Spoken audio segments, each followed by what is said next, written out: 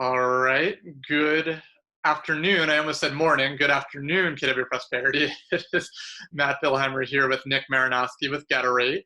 It is Winning Wednesday, so that can only mean one thing, that it's time to get our mortgage update from Nick. So, Nick, tell us what's going on. How are you? I'm good. At least we remember what day it is, we can make this time. I'm not concerned with the morning, afternoon, because that all kind of jumbles together. Um, no, things are good. It's a lot of the same. Rates are, basically at all-time loans, at all-time lows. Like for loan amounts that are below 510,000, we're giving away, 2.8s, 2.9s on 30 years, the 15 years down to, in the 2.5 range, 2.3s. It's really impressive. And I think last week I mentioned that although that our average loan amount has gone up this year, which is great. It means good things. People can borrow more, and home prices have gone up in a steady increase. The actual cost of that mortgage has gone down in monthly payment wise. So these are just really good factors from our end. I would say one of the other things that I see, because things can change, so quickly, is that I read in Bloomberg, I shared it with Bill and Ron. There's a real estate firm, like consultancy, that's expecting the 4 counties in New Jersey, I think Bergen, Essex, I think even Passaic and maybe Hudson, looking at probably some of the largest increase in price year over year since 2005, with a huge jump in the luxury market. And they're attributing that to a flight from New York City and New York City properties. So, I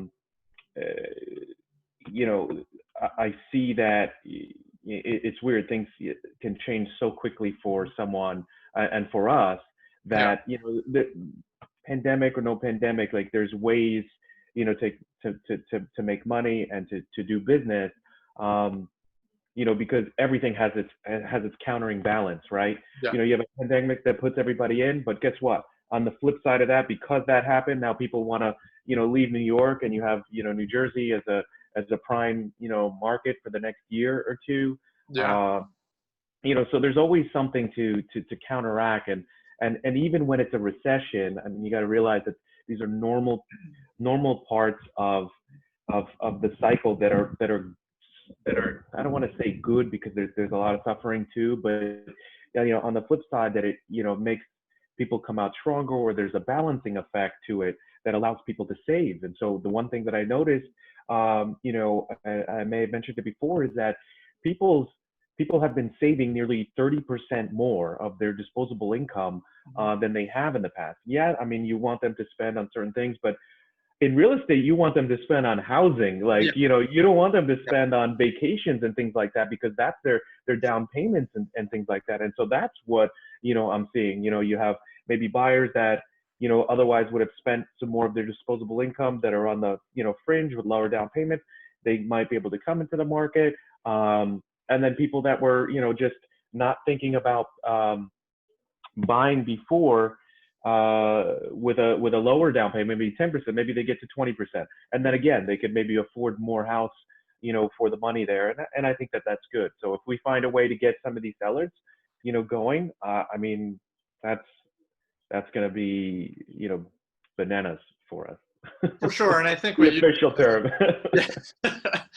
well, I think what you said is very true, is just that, recession or not, people need to realize just the cyclical nature of real estate, and that there's going to be the peaks and the valleys, and that's just a natural progression of things. And COVID maybe accelerated us in some ways. I don't know. It's interesting as we're coming out of this, because there are a lot of buyers, and there, if we had more inventory, a lot more stuff would move. I mean, I'm hearing agents who had, I think, I forget who I was talking to, had 29 offers on one of their listings. I mean, that's just crazy, the amount of people out there looking to buy. Yeah, and then I remember I was part of a class, I think that Bill did, regarding buyers, contracts, and offers.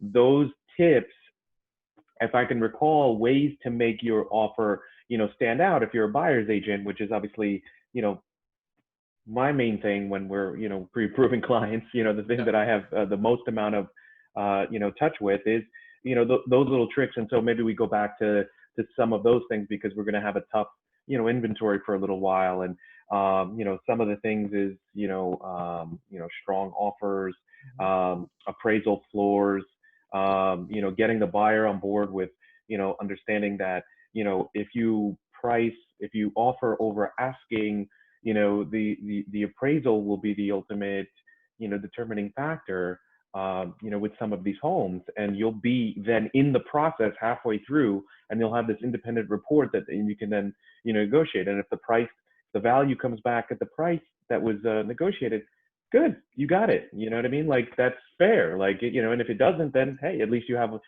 some options at that point. And I know that, Bill's been great about, the other little tricks that I can't remember right now off the top of my head, but, certainly for the buyer's agents, I see that as, that's been a struggle, is that, they find a house and then, the buyer might then freeze for a day, and then you're like, hey, if you wait a day, this is going to be gone. Exactly. So those are some of the things that we'll see, challenges on, through. But certainly, if there's any, questions or things that anybody wants to go over with, I'm certainly open to setting up times that we could discuss strategy, ideas, whether it's, social or, some sort of, marketing strategy. We're on board with that. We've been growing at an extraordinary pace. I spent the last couple of weeks, we've been onboarding another 6 employees, 3 actually, in the origination side, and then 3 in operations. And this allows for us for more capacity, because the one thing that's important to get right is that purchases have always been, our bread and butter. And right now that's a little flipped with refis coming in a little bit stronger, but we want to always make sure that we prioritize purchases, and have enough space and have essentially almost a different path for purchases, Yeah. because refinances, you're not waiting for anybody, purchases you are. And so that's been a real, top of mind priority for us to make sure that we can, deliver for any of the, for all of our, partners, when it comes to making the timelines. And so far it's good. We've had those successes, with almost all the agents. Yeah.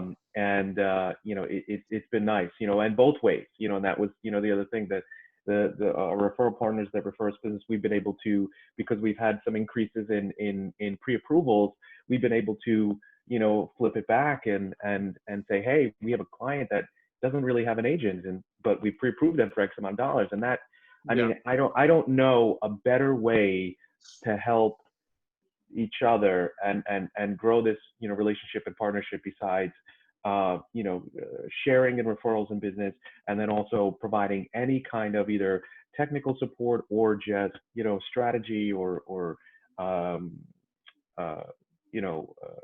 just kind of spitballing what Mm-hmm. the ideas that we can do together. And so that's kind of, where the mindset is like, yes, we have refinances, but we'll never forget, about our purchases, because we see that as the strength of our business, and we value that highly. Absolutely. Now, have you seen over the last couple of weeks, like, we talked a little bit about this earlier on in probably April and May, a lot of individuals were furloughed. So are you seeing that those people are now coming back to work? Or are you seeing that employers are laying people off entirely? Or what are you seeing in your experience? Wonderfully, we're seeing the furloughs getting come back. I think that there's 2 pieces to that. One is that the economy was good going into this, and so business has been able to withstand some of that, some of this pause. And I think 2, because of the PPP money, these businesses are wildly incentivized to bring their employees back, because they need to, and that needed to happen by like June 30th to have a certain number of employees Yeah. back, so that they can, continue on. So, I mean, the big companies, the ones that have been able to work remote, it's been, all well and fine. The ones where they have to actually go back to a location, that's, the deals that we've had that were paused for furlough or needed to be replied, because they're starting to come back with dates, and which is like, really reassuring, because then, you look at it like, okay, then the furlough was really just a furlough. It wasn't like a furlough until we lay you off. Like we're starting to see, things come back because, the economy can get back, moving, and you need these employees. And, those are the first people that go back, right? Yeah. There was some fear that, if this prolonged economic downturn lasts long enough, then you'll see what I would call like a white collar layoff. And so you see more service industry, people that work remote. Yeah. And we'll see how that plays out. But the encouraging news of the initial wave of retail, uh, blue collar type, Yeah. work, anything that's outside or involved in actually being in front, in workplaces, we're starting to see that come back. And I think it's due to some of the responsible, reopening and guidelines and following the data. We'll see what happens in the fall, but man, I'm optimistic. Yeah. I just, You can't worry about that. yeah, I mean, and real estate, it's like I was in the middle of 2008 and 2009, Yeah. as most of our colleagues, can attest to that have been around, and that felt really Yeah. bad because it was Yeah. all us. Like it started with us, right? And Yeah. so it's like digging out from under that from here. And I've said this before, we can lead from a point of strength. Like housing is not, the problem, and Yeah. I'm seeing it more. Actually, I just get, I have this feeling because of where I'm at and what I do and my inside information here. But Yeah. you're starting to see, news organizations and the media like kind of, say the same thing. Like, hey, this isn't really, housing is not going to be the problem, Yeah. this year. And so even if we took a slight hit, to pricing, so some people have that, like a decline at some point. I'm like, we've had almost 12 years of price increases. Like this is not what, what you see. And those loans that we used to have that caused the initial housing crisis, none of that has ever, come Yeah. back to that, to this level. And so the level that I think it'll affect. So I think that we'll be in good shape for, for the time being. I think it's just, doing everything that you've done, maybe doing it better, doing it remote. This Yep. has zoomed us. Yeah. Using the word, this has zoomed us into, the things that maybe some of us, agents and loan originators, if you don't accept some of the social and digital marketing aspects of your business, you have to now. Like you have to, whether it's nurturing online leads, having a nice funnel to set them up, having some sort of AI bot to touch these leads, having an assistant to follow up, because I think that's one of the main and most important things about your business. Of course, work with your referrals, work with your previous clients, see how they're doing, see all that, and dig into your old database. But when it comes to finding new listings or buyers, there's Yeah. got to be a strategy. And I think that this time should have or will have given us enough time to get through that. And so that's kind of where I see this. And if I sound redundant, I don't know. We've covered some of this stuff before, but Kurt Meg do this excellent. Sean Annan does this well. Yeah. These are, Bill and Ron. No, they don't care what's happening, around them. You find a way to, to sell in whatever market, because you can find the one little thing that actually benefits you, right? And so in this case, if pricing, we have a pandemic, if prices now increase for, luxury homes because people in Manhattan are paying $4 million for a 1-bedroom apartment and they want out, this can improve their business. So maybe they just, go after that, or maybe, you see that the overall housing market is going to improve. And so then you reach out to sellers saying, hey, I could sell your house for X amount of dollars. This is what's been selling. Or there's the comp down the road that we just sold in our office for this amount. There's a lot of that. And I think that, it's too easy to find the things that can go wrong. Yeah. And I think that it is easy to actually find the things that can go right. It's just, Yeah. you just got to focus on those things. Absolutely, and you can't worry about the future. I mean, you can prepare for the future, but you can't know what's going to happen in the future.